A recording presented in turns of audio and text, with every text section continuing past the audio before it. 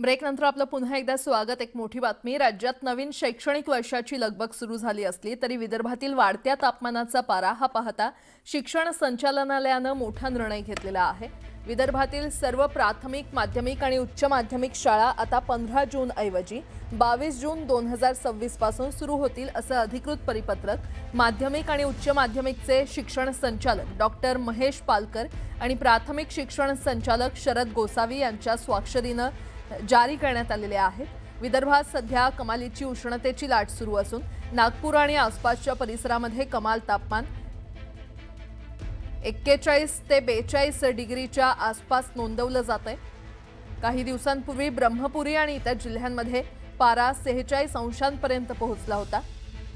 जून महिना सुरू झाला तरी उष्णतेची ही तीव्र लाट कायम आहे। अशा अत्यंत प्रतिकूल हवामानात लहान मुलांच्या आरोग्याला उष्माघात आणि डिहायड्रेशनचा त्रास होण्याची शक्यता आहे। त्यामुळे शिक्षण विभागाने हा निर्णय घेतलाय।